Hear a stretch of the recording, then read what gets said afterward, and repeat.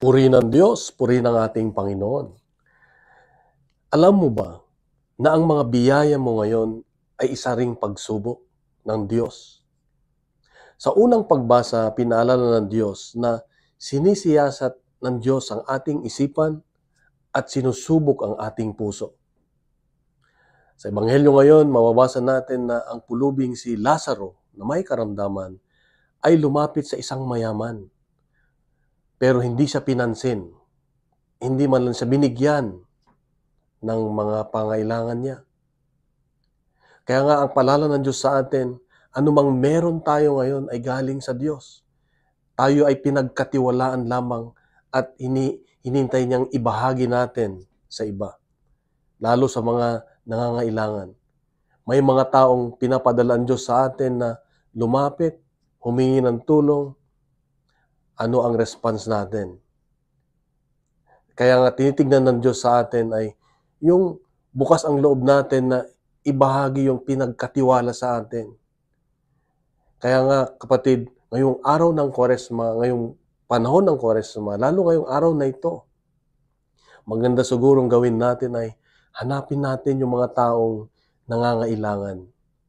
Yung bang pag may nakita ka sa daan na isang pulubi, huwag ka nang humusga.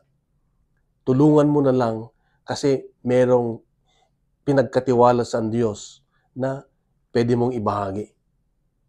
Ganon ang hamon ng Diyos sa atin ngayong panahon ng Kwaresma, ang gumawa ng kabutihan, ang makita natin ang pangangailangan ng iba.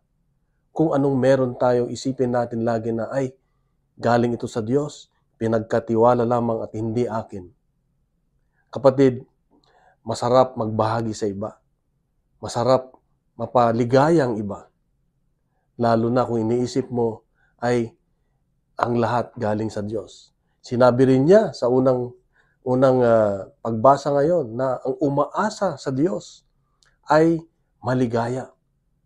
At sabi niya, tulad ng isang halaman na nasa tabi ng batis, ang ugat niya ay nakapunta doon sa tubig at hindi ito nalalanta, patuloy ang pagbunga niya.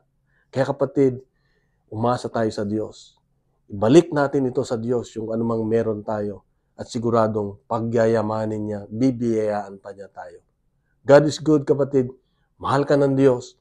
Mahal ako ng Diyos. Mahal tayo ng Diyos. God bless. God is good.